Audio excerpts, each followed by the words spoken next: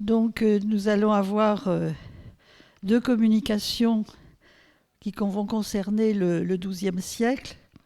La première de Philippe Lanieux, qui a fait toute une recherche dans les textes liturgiques et qui va nous éclairer d'une nouvelle manière l'évolution fonctionnelle de la crypte.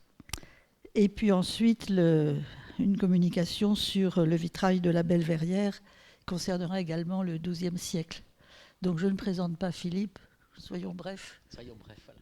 Merci. Donc effectivement, je vais vous traiter de la transformation de la crypte de Fulbert, de la crypte du XIe siècle, sous l'épiscopat de son successeur, enfin d'un de ses lointains successeurs, de Geoffroy de Lèves, donc dans les années 1140. Donc longues de plus de 105 mètres, les cryptes de la cathédrale de Chartres témoignent de l'ambitieux projet lancé par l'évêque Fulbert dans les années 1020.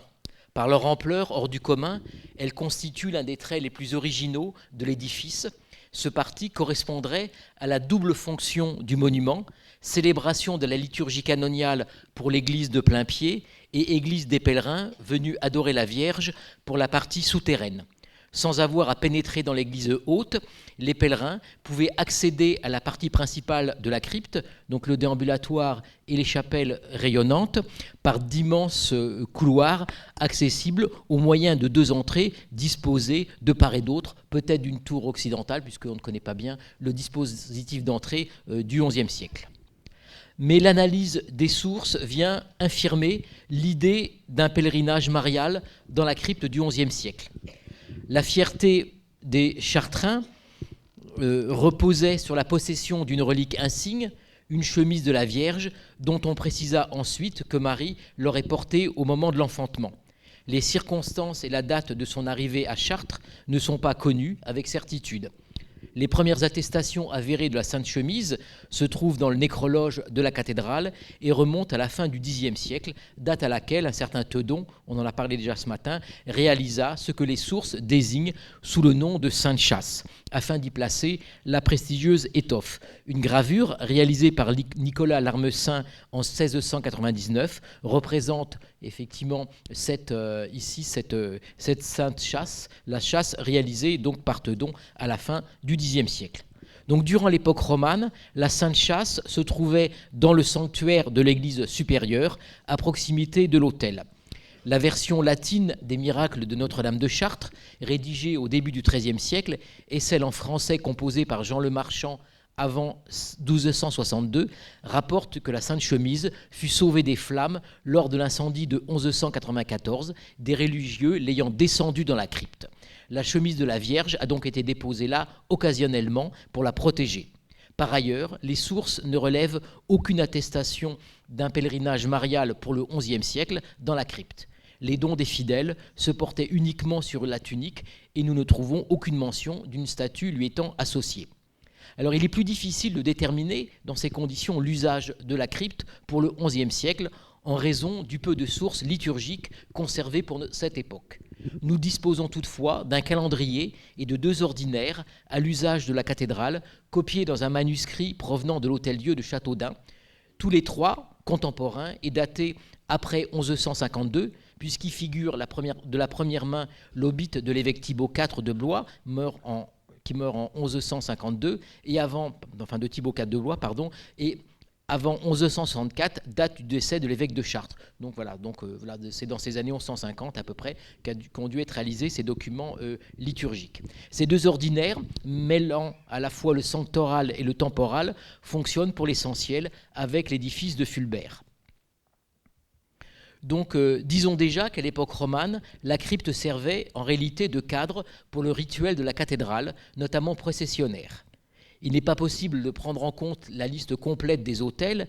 Ces listes remontent à l'époque moderne, notamment celle fournie par Sébastien Rouillard en 1609 ou par Charles Chaline avant 1678, donc qui comportent dans ces listes des ajouts trop tardifs pour notre époque. De façon plus assurée, considérons en premier les autels des trois grandes chapelles rayonnantes appartenant à la construction de Fulbert et que mentionne le manuscrit de Châteaudun. Donc voilà ici la crypte, ces 3 grandes chapelles construites par Fulbert. Donc les autres sont celles entre ces chapelles intermédiaires ont été édifiées à l'époque gothique. Alors les 3 autels ou ces 3 chapelles étaient dédiées à des saints martyrs remontant au premier temps du christianisme et que les chanoines célébraient à la vigile ou au jour porté dans les martyrologes du IXe siècle, ceux d'Adon et du Zohar, successivement en usage dans la cathédrale. Donc ces 3 chapelles étaient dédiées, leurs autels, donc à Saint-Pierre-aux-Liens pour celles qui étaient au sud, à Saint-Denis pour celles placées dans l'axe et à Saint-Christophe pour celles situées au nord. Alors selon les ordinaires du milieu du XIIe siècle, le 9 des calendes d'août, les chanoines descendaient en procession dans la crypte pour se rendre à Saint-Christophe et célébrer sa mémoire, ainsi que celle de Saint-Cucufa, les 2 saints étant fêtés le même jour dans les martyrologes historiques. Un légendaire de la cathédrale du Xe siècle comportait d'ailleurs une passion de Saint-Christophe martyr. Le jour des calendes d'août, le chapitre processionnait à nouveau dans la crypte avec une station à Saint-Pierre-aux-Liens, donc ici au sud. Et le 8 des ides d'octobre, pour fêter Saint-Denis et ses 2 compagnons, le cortège se rendait à nouveau dans la crypte, à la chapelle qui lui était consacrée, la chapelle d'Axe, en passant et en revenant, disent les textes, par la chapelle Saint-Christophe. Le jour de la Toussaint avait lieu une autre procession dans la crypte, plus directement en lien avec l'histoire de la cathédrale et les martyrs chartrains. Elle effectuait une station juste avant l'entrée nord du déambulatoire, au Saint-Lieu fort, un puits dans lequel auraient été précipités les chrétiens de Chartres, selon 2 versions différentes, mais qui ne s'excluent pas nécessairement. Donc ici, cette station ici, donc en E, au puits des Saints-Forts que vous voyez à côté. Donc la première mention de ce puits se trouve dans la Grande Passion de saint Savinien, rédigée dans le monastère Saint-Pierre-le-Vif à Sens, dans le 3e quart du XIe siècle, sous l'abbé Gerbert, donc entre 1046 et 1079. Selon ce récit, saint Savinien, premier évêque de Sens, conformément aux ordres de Saint-Pierre, envoya Altin et Éodalde évangéliser la cité de Chartres, où ils fondèrent une église en l'honneur de la Vierge, donc la cathédrale, et baptisèrent un grand nombre de personnes. Les autorités romaines ordonnèrent l'exécution de cette première communauté chrétienne et les corps furent, dit le texte, jetés dans un puits profond situé près de la basilique consacrée à la Mère de Dieu. Donc tout porte à croire que ce sont les Chartrains eux-mêmes qui communiquèrent au rédacteur de la Grande Passion le noyau initial de la légende relative au puits. En effet, la première passion de saint Savinien, composée à la fin du IXe siècle, ne livre que très peu d'éléments. Celle-ci se trouva, donc cette grande passion, enrichie de nouveaux épisodes et de nombreux détails dans sa seconde version, donc la Grande Passion, qui donna immédiatement lieu à une version abrégée, précédée d'un prologue. Dans ce prologue, on y raconte comment l'auteur de la Grande Passion, qui ignorait presque tout de la vie de saint Savinien, fut conduit à entreprendre des recherches.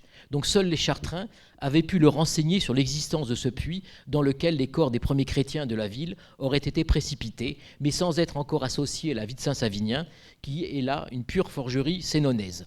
Jusqu'au second quart du XIIe siècle, on le verra, à Chartres, on ne trouve en effet aucune allusion à saint Savinien et à ses compagnons. Concernant sa christianisation, donc le milieu chartrain ne connaissait encore à l'époque que saint Chéron. Alors l'autre témoignage concernant le puits des Saints-Forts provient de la seconde rédaction du cartulaire de Saint-Père de Chartres par le moine Paul dans les années 1080. Lors de la prise de la ville par les Vikings en 858, les habitants de Chartres, qui avaient échappé à la fureur meurtrière, recueillirent les restes calcinés de leurs compatriotes et les déposèrent dans un puits situé dans la cathédrale, et ajoute le rédacteur, de là vient que, maintenant encore, les habitants appellent ce puits le lieu fort. Retenons donc 2 éléments essentiels.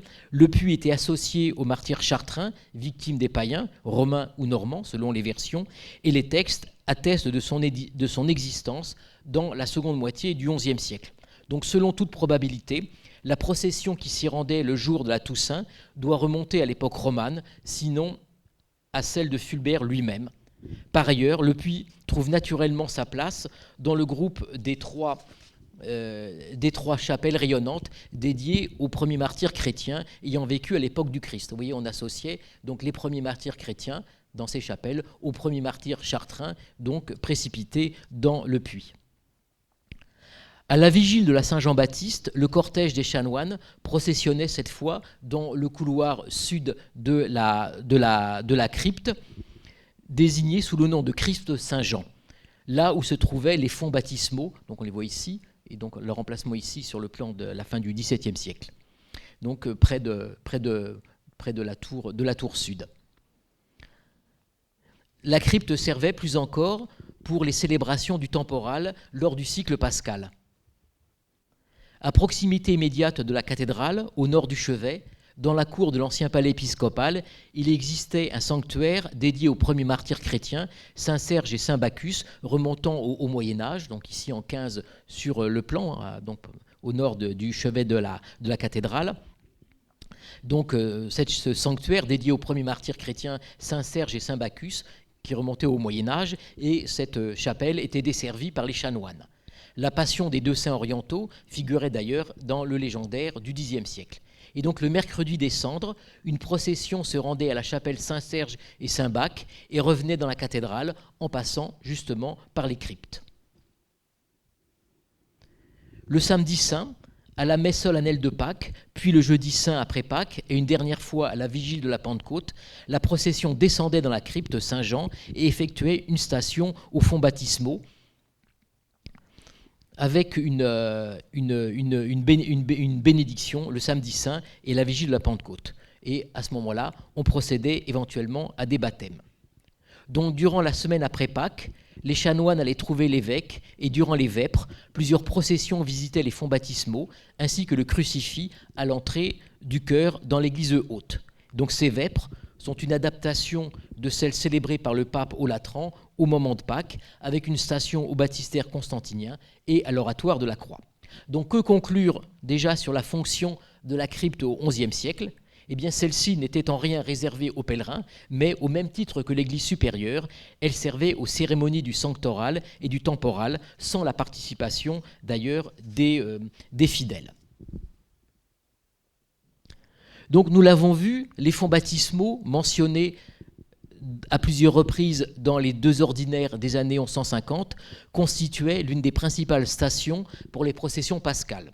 Aussi, leur présence dans la crypte dès le XIe siècle ne doit guère prêter au doute, même si ces derniers furent remplacés près d'un siècle plus tard, assurément en raison de leur importance. Voilà, puisque dans leur état actuel, eh bien, ces fonts baptismaux, cette cuve baptismale, date du milieu du XIIe siècle. Donc ce sont des immenses fonts baptismaux en pierre calcaire, tout à fait donc imposants, constitués d'une cuve et voyez de quatre colonnettes. Et leur réalisation, la réalisation de ces fonts baptismaux, eh bien, correspond à la campagne de construction de la façade occidentale de la cathédrale sous l'épiscopat de Geoffroy de Lèves, donc autour de 1140. Donc le profil des bases, les chapiteaux à acanthe, ces petits chapiteaux des colonnettes, et sur colonnettes avec des cannelures tantôt concaves, tantôt convexes, eh bien c'est exactement ce qu'on retrouve pour le portail occidental, le portail royal et la tour sud réalisée au début des années 1140. Donc figurant sur le plan des cryptes levées à la fin du XVIIe siècle, ici, donc, nul doute que le baptistère occupe cette position précise depuis le XIIe siècle. Il devait, en outre, remplacer une cuve plus ancienne. Donc l'épreuve du réaménagement des cryptes au moment de la construction de la façade occidentale, dans les années 1140, ne s'arrête pas là. Donc mentionnons encore la création d'un nouveau portail permettant de descendre dans la crypte du côté sud, au plus près de la partie tournante du déambulatoire. On a parlé ici ce matin, ici vous avez cette descente dans la crypte qu'on emprunte toujours. Cette descente date du XIe siècle, mais en avant, ici, eh bien, dans ces années 1140, on a plaqué un nouveau portail. Donc l'analyse des chapiteaux, des bases, etc., eh bien, renvoie là encore eh bien, à la façade occidentale. C'est encore donc, une adjonction de l'époque de Geoffroy de Lèves. Plus encore, il semble bien que Geoffroy de Lèves chercha à donner une nouvelle orientation à l'histoire des origines chrétiennes de la cathédrale, tout au moins à en affermir les bases. Donc Geoffroy de Lève doit être à l'origine de 2 nouvelles chapelles symétriques ménagées dans l'épaisseur de la maçonnerie entre les galeries de la crypte à l'extrémité des couloirs, peu avant le départ du déambulatoire. Donc c'est ces 2 chapelles ici à l'extrémité des couloirs avant le déambulatoire qui sont creusées en quelque sorte dans la masse centrale. Donc, pour la chapelle sud, donc c'est celle-ci, on distingue parfaitement la trace de bûchage de la paroi au-delà de l'imposte du pilier engagé de l'époque de Fulbert. Donc à l'origine, le mur de la crypte devait se continuer et ça a été excavé. Et on voit ici, donc on a les piliers engagés de l'époque de Fulbert. Vous voyez, il a fallu bûcher comme ça le pilier pour creuser en quelque sorte cette chapelle. Par ailleurs, cette chapelle conserve encore une partie de son programme peint d'origine, un décor ornemental imitant un textile oriental sur le mur ouest. Et puis au fond, vous voyez ici une série de saints donc, qui sont peints sur cette paroi du fond, mais dont l'iconographie devrait être et le style un petit peu précisé en raison de sa conservation et plus encore d'une restauration très énergique de ces peintures dans les années 1960. Ici un relevé ancien et l'état actuel, donc elles ont dû être pas mal restaurées. Mais comme nous aurons une communication sur ces peintures, je ne vais pas m'engager davantage. Je précise simplement que ces peintures sont datées sans argument de la fin du XIIe siècle ou du début du XIIIe siècle. Donc, mais en réalité, elle n'a jamais fait l'objet d'une étude, probablement en raison de son état, qui a un tout petit peu découragé les chercheurs.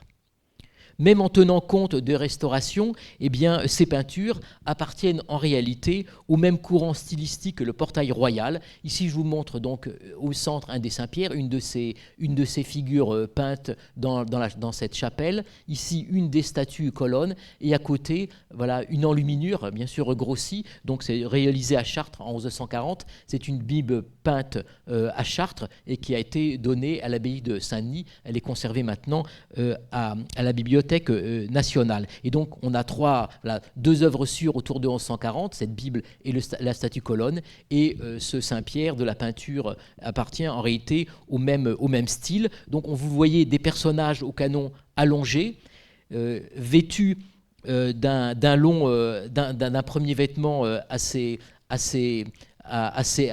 long, des manches, vous voyez, des manches extrêmement évasées.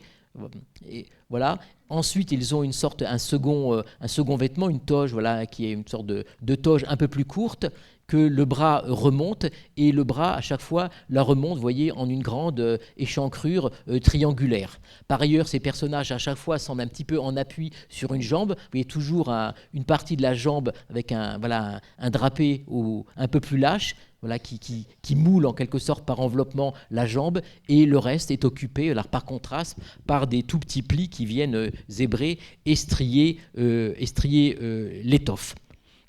Donc tout ça montre que cette chapelle a bien dû être en tout cas faite dans ces années 1140, comme le montrent les reprises de la maçonnerie et ses peintures. Donc la chapelle était dédiée à Saint Clément. Cette chapelle, donc ici, cette chapelle Saint-Clément. Au jour de sa fête, une procession se rendait à l'autel qui lui était dédié, disent les textes, dans la crypte Saint-Jean. Sa passion, d'ailleurs, de Saint-Clément se trouvait dans le légendaire de la cathédrale du Xe siècle. Aussi, le culte de Saint-Clément, qui bénéficie dans l'ordinaire du milieu du XIIe siècle d'un important développement, remontait assurément à une époque plus ancienne. Toutefois, la création d'une chapelle lui étant spécifiquement dédiée doit appartenir à l'époque de Geoffroy de Lève, comme le montrent, je vous l'ai dit, donc les traces de reprises apportées à la cathédrale de Fulbert pour installer cette chapelle, et son décor peint qui la place autour des années 1140. Il en va probablement de même pour celle située en symétrie du côté nord, donc ici, placée sous le double vocal des saints Savinien et Potentien, les 2 premiers évêques de Sens. Donc je dis la première passion de saint Savinien, rédigée vers la fin du IXe siècle, relate essentiellement son envoi en mission par Saint-Pierre, ses vertus, son martyre, puis la découverte de ses reliques en 847, le 7 des calendes de septembre, donc ainsi que la découverte de celle de ses compagnons, Potentien, Altin et Odald et Sérotin. Mais la Grande Passion ne fait aucune allusion à une quelconque action évangélisatrice de ces derniers, notamment vers Chartres. En revanche, selon la Grande Passion, composée dans le troisième quart du XIe siècle, les saints Saviniens et Potentien auraient été les disciples du Christ avant de suivre Saint-Pierre à Rome, puis de partir évangéliser la Gaule et d'arriver à Sens. De là, missionné par Savinien, Potentien se dirigea vers l'est, tandis que Altin et Éodald se rendirent à Chartres. Donc les liens entre Savinien et Chartres n'étant pas encore établis à l'époque de Fulbert, les saints sénonais ne devaient pas faire l'objet d'un culte particulier dans la cathédrale à son époque. D'ailleurs, le légendaire de la cathédrale de la fin du Xe siècle ne comporte aucune passion de Saint Savinien. Il faut attendre pour cela une nouvelle rédaction au milieu du XIIe siècle. Donc la création dans la crypte d'une chapelle à la mémoire de Saint Savinien et Potentien doit plus probablement être l'œuvre de Geoffroy de Lèves, à l'instar de son pendant au sud. Donc à l'appui de cela, avançant d'autres arguments. Donc les martyrologes, composés au IXe siècle par Radon, en usage à la cathédrale de Chartres jusque vers l'an 1000, puis celui d'Uzoard, qui lui fait préférer, honorent les saints Saviniens et Potentiens au jour réputé de leur martyre, le 2 des calendes de janvier. Puis, à la suite de la rédaction de la Grande Passion, dans le troisième quart du XIe siècle, leur fête fut déplacée du 2 des calendes de janvier au 14 des calendes de novembre. Donc le 19 novembre, date de la découverte des corps saints et de leur première translation, donc en 847, que le texte de la Grande Passion donc relate avec beaucoup de détails. Donc si je reviens aussi au martyrologe de la cathédrale de Chartres, réalisée peu avant 1028, donc en usage jusqu'au début du XIIe siècle à la cathédrale de Chartres, eh bien, ce premier martyrologe, donc du début du XIe siècle, célèbre encore les deux saints sénonais au 2 des calendes de janvier. Donc vous voyez ici le 2 des calendes de janvier, et puis la notice donc des saints Saviniens et Potentiens. Il en va de même pour le nécrologe de l'abbaye de Josaphat, directement lié à la cathédrale, puisque fondé par l'évêque de Chartres à partir de 1117. Et donc, selon les caractères paléographiques, ce martyrologe donc de Josaphat doit remonter aux premières années du monastère, sinon appartenir à la dotation initiale, donc un nécrologe autour de 1120, et qui fête encore, vous le voyez, eh bien, Saint Savinien et Saint Potentien, au 2 des calendes de janvier. Ce n'est qu'une dizaine d'années après, vers 1130, 1140, donc dans les dernières années où les chanoines utilisait encore le martyrologe du début du XIe siècle, qu'une nouvelle main ajouta dans la marge, au 14 des calendes de novembre, la célébration des saints potentiens Altin et Odald. Je vous remonte ce même nécrologe, et vous voyez qu'on a rajouté, voilà, c'est dans une note marginale, à une nouvelle date, donc au 14 des calendes de novembre, la fête des saints sénonais. Donc, ce qui veut dire que c'est à ce moment-là que le milieu chartrain a intégré la Grande Passion et a accordé aux saints sénonais l'évangélisation de la cité bosrone. Donc, l'ordinaire de la cathédrale, rédigé un peu après 1150, célèbre les deux saints et leurs compagnons au 14 des calendes de novembre. Concomitamment, le légendaire de la cathédrale rédigé au XIIe siècle, eh bien, comportait cette fois la version de la Grande Passion, puisqu'on place cette passion au 14 des calendes de novembre. Et donc ce nouvel ordinaire de la cathédrale, célèbre bien cette fête à cette époque-là, et celui d'ailleurs du XIIIe siècle précise qu'on lisait au jour de la Saint-Savinien eh bien, la version de cette Grande Passion. Donc le réaménagement des cryptes sous l'épiscopat de Geoffroy de Lèves est mis en évidence. Vous voyez ici installation d'un nouveau baptistère, installation de nouvelles chapelles, construction d'un nouveau portail, donc une réappropriation, un réaménagement de ces cryptes. Maintenant, examinons eh bien, cette question du pèlerinage marial. Alors il est certain que Fulbert renforça le culte de la Vierge en conférant une solennité remarquable à la fête de sa nativité. Donc à cette occasion, l'évêque fit composer, sous son étroit contrôle, 3 répons, notamment le Stirpe Gessé. Le second ordinaire de la cathédrale, rédigé au milieu du XIIe siècle, requiert d'ailleurs, au jour de la nativité de la Vierge, la lecture d'un sermon de Fulbert. Donc, comme le suppose Hélène Forsyth, existait-il pour autant, dès l'époque de Fulbert, un pèlerinage à la Vierge dans la crypte, gravitant autour d'une statue en bois sous la forme de la Vierge à l'Enfant et renfermant une relique. Jusqu'à sa destruction durant la période révolutionnaire, la statue se trouvait dans une chapelle aménagée à l'extrémité du couloir nord de la crypte, donc ici, à proximité du puits des Saints-Forts. La chapelle figure donc sur le plan levé à la fin du XVIIe siècle, ici, et puis également sur cette gravure de l'Armesaint, mais dans un réaménagement complet, donc une décoration qui est totalement refaite au milieu du XVIIe siècle. Donc un point important, les inventaires du trésor ne mentionnent aucune relique mariale associée à la statue. Donc outre la chemise contenue dans la Sainte Châsse, celle du lait de la Vierge se trouvait dans le trésor de l'église haute. Donc dans sa description très précise du trésor en 1682, le chanoine Étienne s'attarde longuement sur la statue et en fournit un dessin. S'il relate qu'elle faisait l'objet d'une grande vénération, il ne mentionne à son égard aucune relique, mais précise que l'arrière avait été creusé de la tête aux pieds en forme de gouttière, écrit-il, et cela correspond à un procédé technique fréquent pour les sculptures en bois, l'évidement du dos permettant d'éviter les risques de fente liés à la conservation du cœur. Donc cette cavité ne peut en aucun cas s'interpréter comme un aménagement destiné à accueillir des reliques. Donc l'une des plus anciennes statues de la Vierge à l'Enfant était celle de la cathédrale de Clermont, créée en 946, mais il s'agissait d'un reliquaire d'orfèvrerie. Alors que nous ne connaissons l'existence que d'un très petit nombre de statues en bois représentant la Vierge avant le premier quart du XIIe siècle, ces figures de la Vierge à l'Enfant se multiplièrent en vérité par la suite.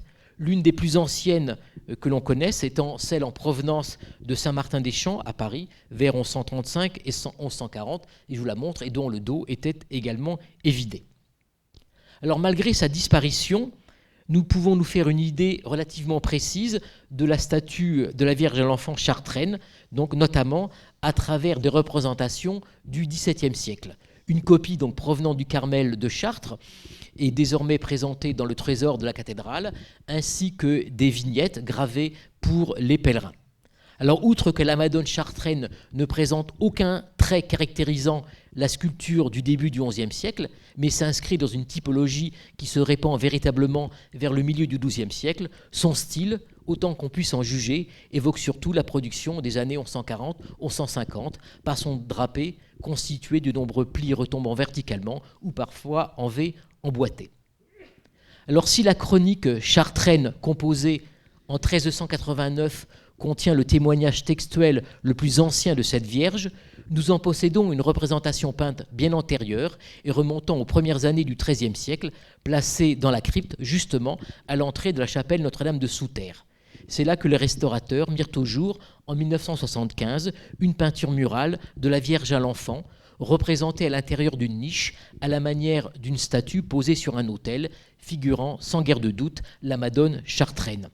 À l'instar, d'ailleurs, des panneaux inférieurs de 3 verrières placés dans l'église supérieure, également du début du XIIIe siècle, figurant donc les chanoines Henri Noblet, Nicolas Le Seine, ainsi que Marguerite de Lèves, donc en prière devant la Vierge à l'Enfant.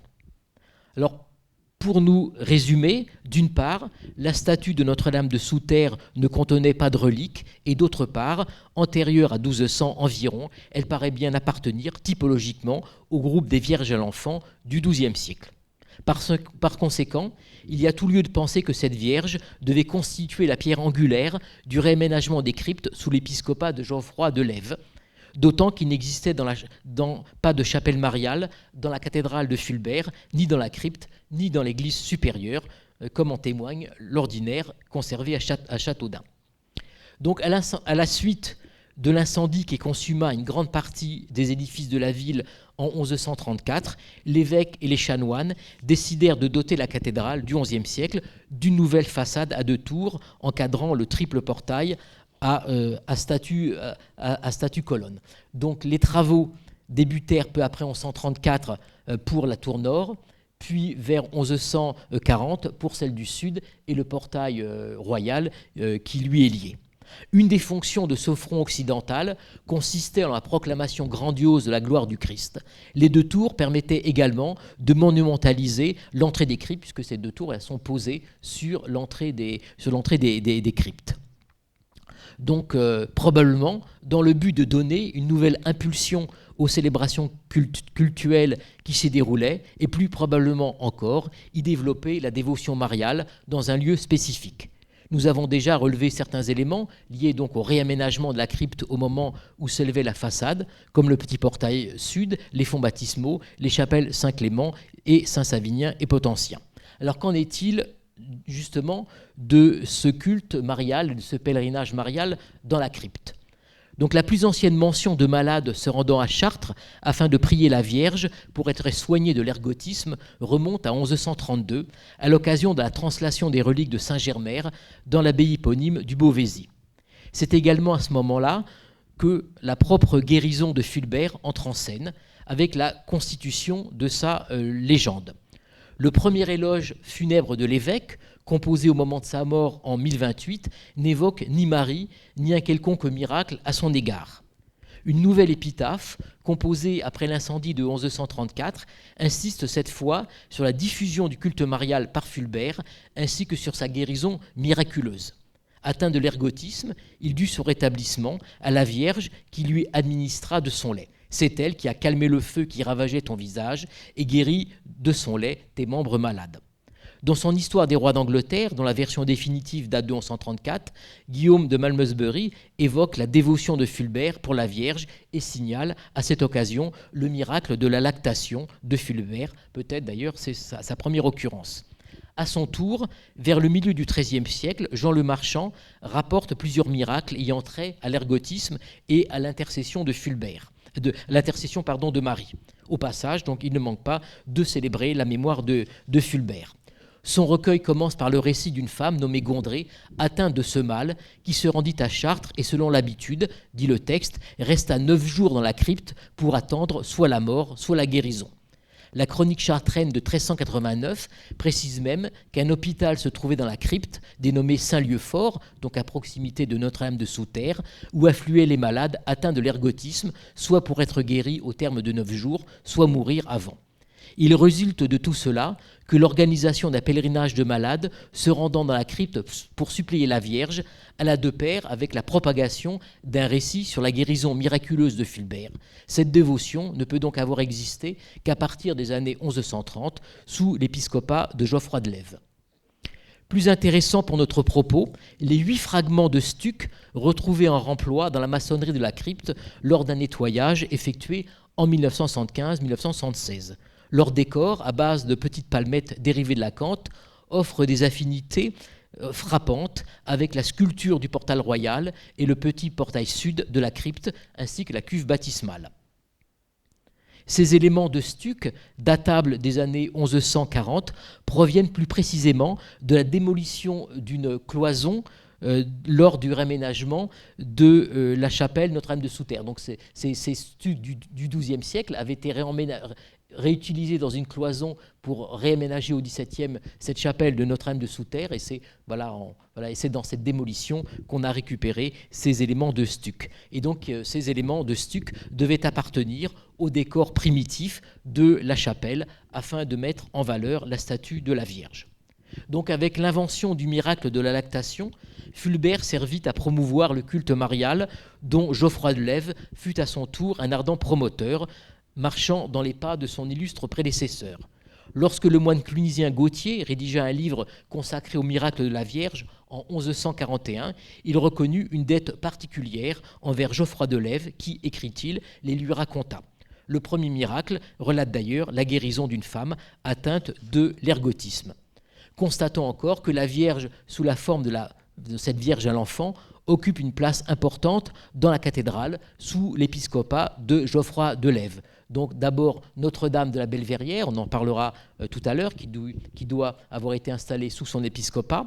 Eh bien, la grande figure de la Vierge dans ce triplet roman, dans cette grande verrière au centre de la façade occidentale, et puis cette Vierge à l'Enfant est encore en place d'honneur, donc au portail royal, dans le portail sud. Donc la légende fulbertienne et la statue de Notre-Dame de Souterre participent de ce nouveau dessin.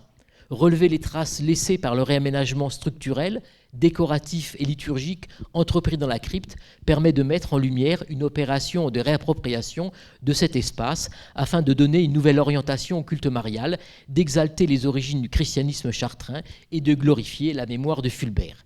Il nous faut désormais donc considérer la construction de la façade occidentale et les transformations de la crypte comme participant d'un même projet élaboré sous les auspices de Geoffroy de Lèves. Je vous remercie de votre attention.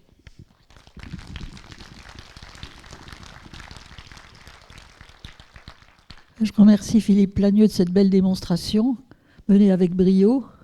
Un peu dense peut-être. Non, bien documentée. Voilà, il faudra réfléchir à tout ça.